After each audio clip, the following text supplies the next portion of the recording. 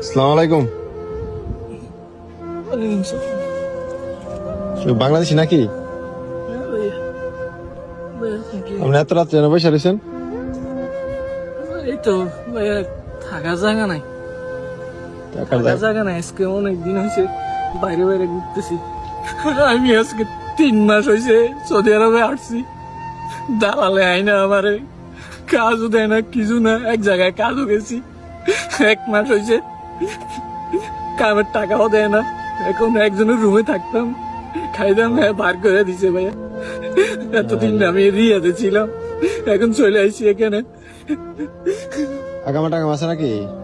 আকামা দেয় নাই, দালালে বলছে 3 মাস পরে আকামা দিব। 3 মাস পার হয়ে গেছে, এখনো আকামা দিছে না।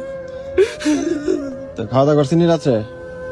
না ভাইয়া, এই দেখেন আমার কাছে 5টা টাকা ছিল, তো সকালে কি খাবো?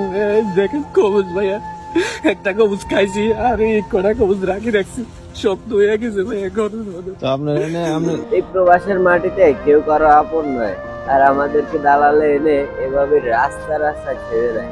একটা বার ওদের বুক কাঁপে না? ওরা এটা চিন্তা করে না যে একটা মানুষ তো নতুন আসছে এই দেশে, সে ঠিক করে রাস্তা চিনে না, ভাষা বুঝে না, সকল আপনজনকে ছেড়ে এই প্রবাসের মাটিতে সে আসছে। এখানে আপনজন বলতে শুধুমাত্র দালালেই সবকিছু। টাকার বিনিময়ে টাকা খায়া কাজ না দিতে পারস, এটা লাইন তো করে দিতে পারস ভাই।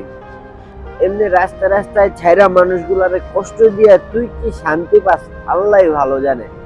একটা বার চিন্তাও করস না যে এই মানুষটা কই যাইবো, কেমনে খাইবো, দিনের পর দিন কেমনে পার করব। রাস্তা রাস্তায় ঘুরতাছে, রাস্তা রাস্তায় ঘুমাইতাছে, টোকা খাওয়ান খাইতাছে। 5টা টাকা ছিল, 5টা টাকা দিয়ে খানা কিনে না খাইলো। সকালবেলা কি খাবো সে নিজেও জানে না। এমন মানুষ ঘরে তোরা এই প্রবাসে আইনা ছাইরা দেস, তার বিনিময়ে তোরা কি শান্তি পাস? কটা টাকা কামাস, ওই টাকাগুলা নিয়ে কি তোরা সারা জীবন থাকবি? মৃত্যুর পরে কি হিসাব দিবি? এই ভিডিওটা বেশি বেশি করে শেয়ার দিবেন। সকল প্রবাসীদেরকে, সকল বাঙালি ভাইদেরকে এটা দেখা খুবই জরুরি যে একটা প্রবাসে অপরিচিত মানুষের হাতে টাকা দিয়ে নিজের জীবন নিজে শেষ করবেন না। এভাবে রাস্তা রাস্তায় দিন পার করতে না চাইলে